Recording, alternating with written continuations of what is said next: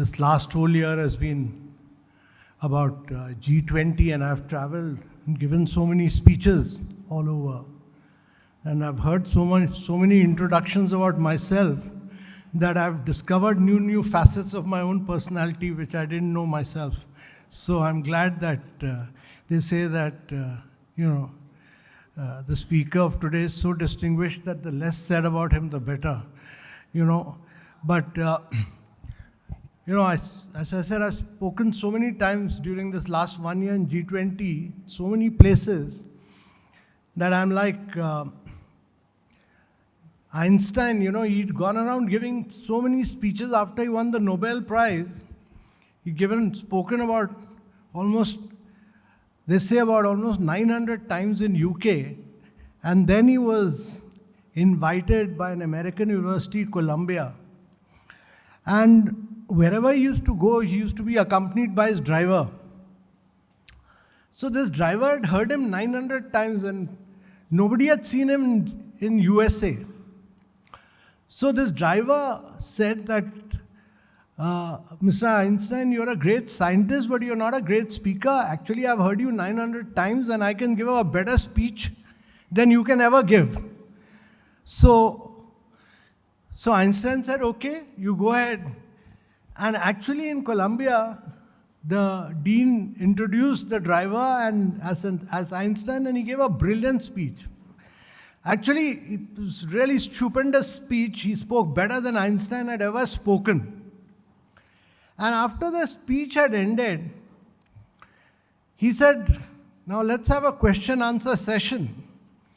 And he turned to his most brilliant student for asking the first question, which was a very, very tough, very complex, very, full of complexity. But this driver said, young man, your question for the day is so easy, so simple, that even my driver sitting in the audience can reply. And Einstein, sitting in the audience, replied to that question. So I'm very much in that situation, so I'll speak. Any questions that you may have, you can address them to Mr. Sanjay Kumar. But I'm truly delighted that Sanjay made this a pre-gala dinner speech. Normally, quite often in India, they have a post-dinner speech. And after post-dinner, Indians get so tipsy that they don't understand anything. They're so busy enjoying and eating. So I heard this very nice speech the other day by this outstanding Italian architect called Carlo Rutti, who's supposed to be one of the finest Italian architects. And he gave a really wonderful, outstanding speech, brilliant speech on urbanization, greening of cities, sustainability, many other aspects. And he said the challenge about speaking in India is that in all these pre-dinner speeches, mobile phones keep ringing. So he said that actually the mobile phones of only three class of people ring in India. One is a plumber, the second is a doctor, and the third is adulterous people. And he said that, I know that in this audience, in India International Center, there are neither plumber nor doctors. So if the mobile phone rings, I'll know to which category of class you belong to. And then he spoke for about 1 hour, 20 minutes, not a single mobile phone rang.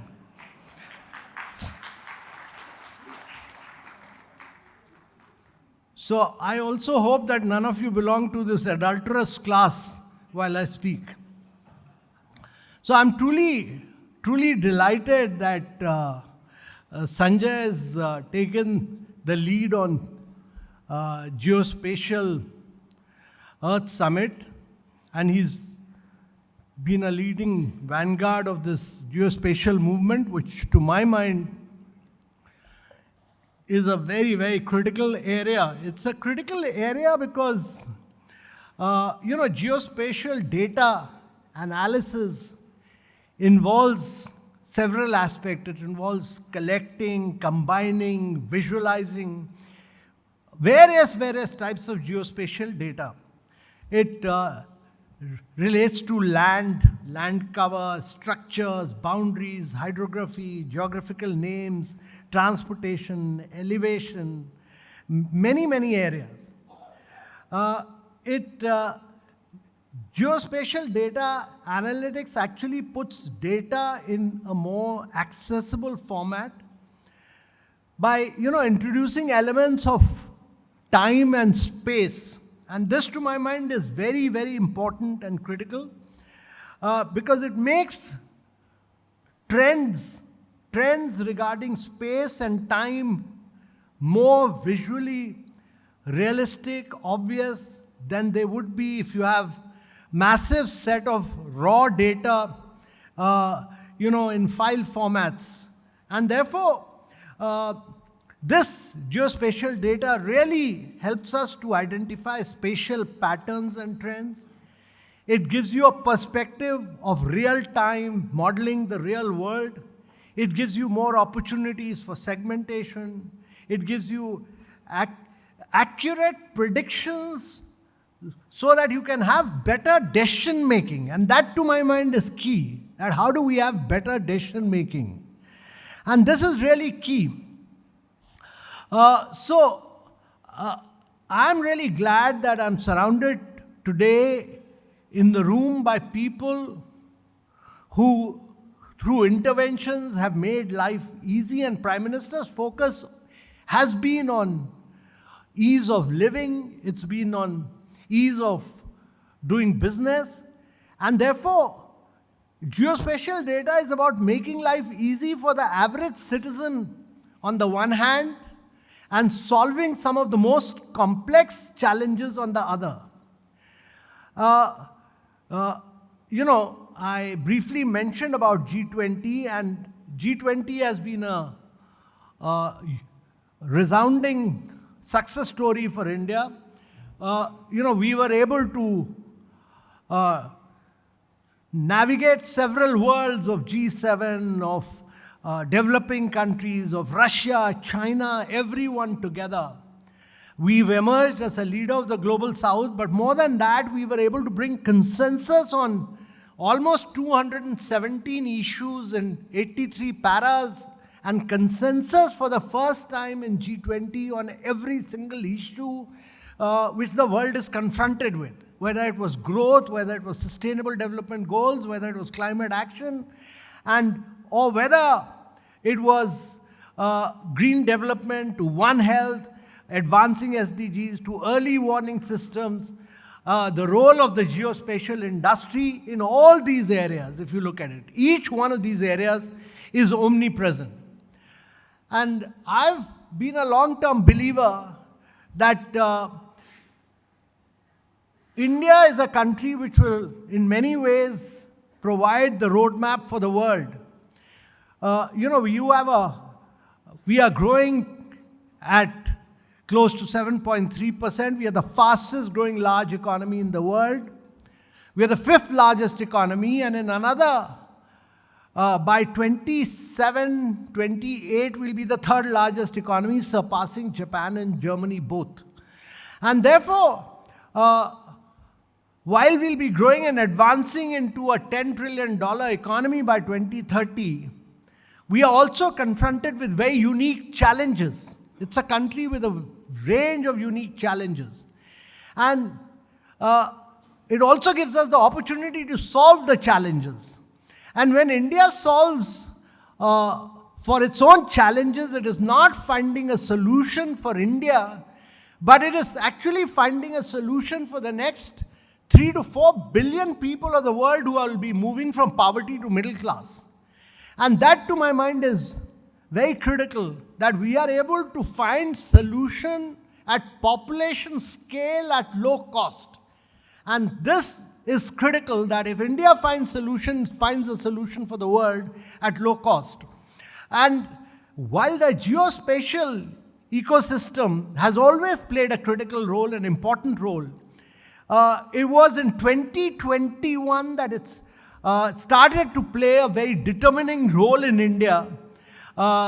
It truly flourished after 2021, and when we started talking about reforms in the geospatial data, actually one day this Mr. Verma's son walked into my room, and there was severe objections from Defense Ministry, there were severe objections from Surveyor General of India, and it used to be headed by, always been headed by generals from the army, the Surveyor General's post. And this is the first time that they've posted an IAS officer as Surveyor General of India. So it used to be headed, and when we advocated in NITI Aayog, we advocated for radical reforms in this sector to enable India to grow rapidly. And actually, some of these army generals, Defense Secretary was very much on board, but several of these army generals said that this will lead to very major security issues for India. But the credit of all this goes to the Prime Minister, who really pushed the reforms in this sector. And it was a speech delivered from the ramparts of Red Fort on 15th August 2021 that set the tone for reforms in this sector. And India went on from being a restrictive geospatial ecosystem to becoming an open, liberalized, and democratized geospatial ecosystem. And if you look back to that period of 2021, this was the period when Prime Minister, actually, we were recommending many reforms which were impossible to achieve earlier because they were getting caught up in interministerial issues. But that was the period when India witnessed reforms from the drone policy to the space policy to bringing in private sector and from the India semiconductor mission to the production-linked incentive schemes. And the Prime Minister, every time we made a presentation from NITI Aayog to him, we were able to push these reforms in many of these areas. And it was not just ease of doing business, it was not about ease of living for the citizens of India, but it was about taking India into the next century. And I really feel humbled that during my tenure as NITI Aayog CEO, we were able to converge cross-ministerial efforts in this direction.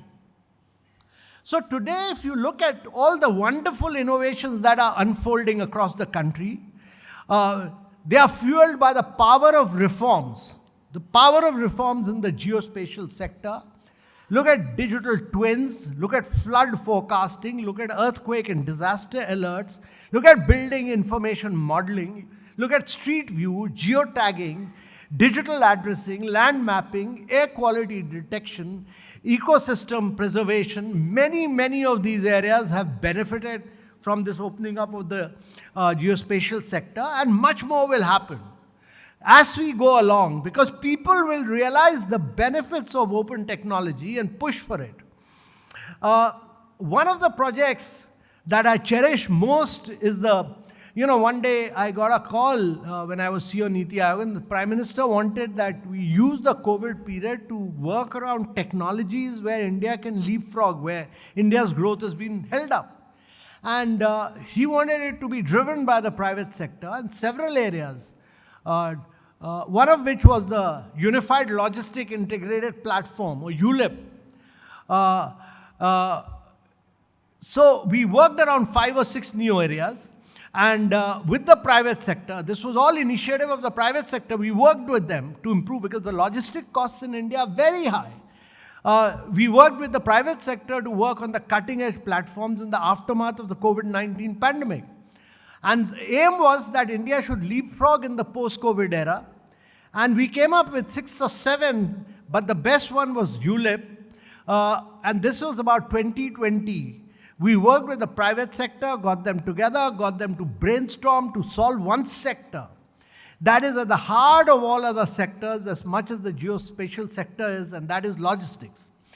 The cost of logistics as a percentage of the GDP used to be almost 15-16%. Now the latest study by NCRT says that it is close to about 9%. But this is one thing that we wanted to bring down the cost so that India can become globally competitive. And that is why we came up with something as revolutionary as ULIP. We conceptualized it. Once we defined how it would streamline logistics across India, we started to work to integrate it with every single available platform in the country. Every department, and within departments, 5 or 6 different platforms. So right from Vahan portal of MOR to the National Marine Logistic Platform, we had to converge and integrate almost about 48 different platforms. And one of the best decisions was to ensure that it largely remains a participative platform driven by the private sector and the government jointly. Much like what we have done in digital public infrastructure, that there's a public interest layer on top of which the private sector innovates. And if you want to make things efficient, they need to be driven by the private sector. And therefore, the government is good in laying down open standards, open API, open protocols, but government is good with policies and delivery. The private sector is good with both the delivery and optimization. And therefore, when the National Logistic Policy was announced by the Prime Minister, ULIP was made the core pillar of it. Today, ULIP is revolutionizing logistics in India. And it is happening because we decided it will always remain participative. We did not want it to become a government-run initiative, which would be riddled with inefficiencies. And then PM has really driven the Prime Minister has really driven the Prime Minister Gati Shakti, which is the most important project that we have in India today. And at the back of it is ULIP. It is a whole of government approach, but a large part of it would be driven by ULIP. And PM Gati Shakti will help us achieve the target of 5 trillion and then a $10 trillion economy. It will enhance infrastructure capacities, drive logistics through seamless multimodal transport, and create synergies in a range of departments which need to be converged. My belief is that we need to go from merely basking in these reforms and losing momentum to accelerating our efforts through disruptive innovation. And to my mind, the geospatial sector is really the sunrise sector of growth. This is really the future, and it offers us huge growth potential. And it would be a major contributor towards India's vision of a $10 trillion economy by 2030. My belief is that by 2030 itself, it will offer you a $30 billion opportunity, and you should target to reach this number, actually aim and be very ambitious, because all the leading players are here, to be able to achieve this in the next 2 to 3 years. But to be able to do that, we need a geospatial development strategy, and the government has crafted one of the most progressive, to my mind, one of the progressive national geospatial policy that envisions its critical role in national development. It now needs to be supplemented with speedy implementation of policy. I think a lot of work still needs to be done by the Department of Science and Technology, because there are several ministries involved. The intention was to provide a single window clearance through the DST. A lot is dependent on the Surveyor General of India. And we've now had, for the first time, a Surveyor General who will be thinking with a developmental perspective rather than from a regulatory perspective. And that is why instead of an Army General, a civil servant has been posted as Surveyor General. And therefore, further liberalizing restrictions, if they are blocking companies from innovating, is critical. And an even more progressive industrial development strategy is necessary. And I also believe that the sector would greatly benefit if you people get together, you establish a geospatial industry board, or you create a geospatial industrial. It's very important that you create a geospatial development. To my mind, it's very important that you create a body which will drive this, because the private sector will have to take responsibility of it. Then you need a development and implementation of a national geospatial industrial strategy. You need to treat geospatial industries as major drivers of economy growth, without which it will not happen. We need to encourage manufacturing of hardware and software in India. We need to facilitate participation of private sector in national projects as instead of restricting it to only public sector, because private sector alone will be able to drive it, not the public sector. And we need to focus on deep tech innovations in the geospatial sector, because a lot of deep tech will be required. And we need to build in public-private collaboration models for population scale impact. And that is the success of what India has achieved in digital public infrastructure. Whether it was fast payment, whether it is credit, whether it is fintech revolution, it's all a model of great public-private partnership. So DST, to my mind, Department of Science and Technology and Surveyor General of India, will have to work towards streamlining processes, becoming more inclusive, finding ways to avoid multiplicity of agencies, and also ensuring that platforms are participative and that they are efficient. The role of the private sector, as I have repeatedly said, is critical. That is why ULIP is successful today. ULIP is successful because it's private sector driven. This is the model that you must absolutely strive to replicate. The government must do what it is good at, and they must allow the private sector to do what the private sector does best, which is to innovate at scale. But we must not hinder that innovation. We should not bring in red tapeism in any way. And private sector companies will always hire the best private sector companies or private sector individuals to drive this. So my view is that government's job is to bring ease of business, ease of living, because only when we allow people to innovate will we boost productivity on a large scale. And productivity alone will add to India's GDP of becoming a $5 trillion and then a $10 trillion economy. And GDP is to economic growth.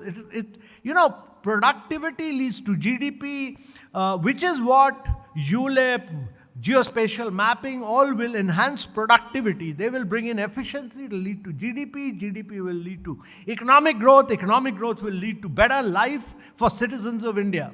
And this is the full circle. Without innovation, it will not happen. And therefore, while we have a very strong geospatial industry in the country and we have no dearth of talent, we must also look around the world for inspiration and see what is happening around the world. What are the best practices? And there are several best practices around. Look at cities in France and Germany who are solving some of the most complex challenges of the world using digital twins of their cities. That is important. UK and Singapore are far ahead of the curve, and they have fully developed digital twins which they are leveraging to undertake policy decisions and developmental activities. We need to do the same, and we need to have at least 3 cities in every state which will have fully developed digital twins, without which it will be very difficult to do good urbanization, to have good transportation, public-based transportation. In the Netherlands, one of their top companies, Cadastre International, is helping provide geospatial information, which is helping the country manage almost 8 million parcels of land. Now, in a vast country like India, if you are able to do this, you will bring so much of ease of living for the citizens. We also need to strengthen our ties with startups and young entrepreneurs with path-breaking ideas. Because after all, when we started off the startup movement, there were just 156 startups. Today, we have 110,000 startups. We have 120 unicorns. And therefore, when you look at the United States, you have a technology accelerator program for geospatial startups that is funded by the National Geospatial Intelligence Agency. And therefore, to my mind, Department of Science and Technology should actually support a national geospatial, completely new technological accelerator program for geospatial startups in India. And multiplicity of agencies has always been a big challenge in India, where we have many agencies that actually, I've also seen many agencies cutting through complexities and red tapeism. And this can only happen if we work, and that is why the Prime Minister has laid such a big focus on Gati Shakti and on ULIP. I've also been very fascinated by how Nordic countries have made governance so very efficient. In Norway, the government has integrated the cartography, the land management, and maritime mapping agencies all into one, all three into one. And our vision, as the Prime Minister has repeatedly said, must be minimum government, maximum governance, must be technology driven, and that means really reducing and streamlining all processes, scrapping rules, regulation, procedures, paperwork, all that which hinder innovation. The other point I want to make is that there is a need to focus on deep tech, because it is important to introspect as to why, despite very innovative landscape and a very vibrant young population, we've not been able to venture into deep tech. US, China, Israel, Germany are far ahead of us in deep tech. And my view on this is that deep tech will be very, very critical to enable India to leapfrog in many other areas. One of the reasons is also the over and above government intervention, is also the approach taken by big and established geospatial companies who choose to work. They must work, all geospatial companies must work with new startups on niche technologies, and that must be your focus. Today, national mapping agencies across the world are looking at fusion of data from aerial, from satellite, from maritime, and from terrestrial mapping at different scales. We are yet to actually converge and integrate in all these areas. We are yet to become experts at this. And to my mind, we need to bring the private sector into the process and leverage their expertise. If you look at other countries, private sector expertise is not only being leveraged for geospatial sector, it is being mainstreamed. And therefore, I'm truly delighted there's a vast representation of private sector at this conference, at this Earth Summit. During my tenure in NITI Aayog and earlier as Secretary DIPP, we invested a lot of our time in facilitating ease of doing business. And my firm belief is that government should should really push the limits of the private sector. And my belief is that if India is to become a $10 trillion economy and a $35 trillion economy by 2047, the synergy between the private sector and the government will give birth to some of the biggest innovations. So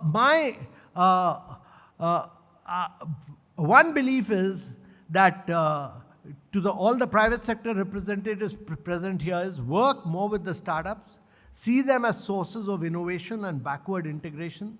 Startups bring a disruptive attitude, they think out of the box, they have the appetite to take risks that many established companies don't have. They bring to you solutions which you couldn't have thought of. Conversely, you give them a bigger platform to showcase their solutions and see their applicability in the real world. You give them capital. Both of you work with each other to redefine the powers of India's geospatial ecosystem.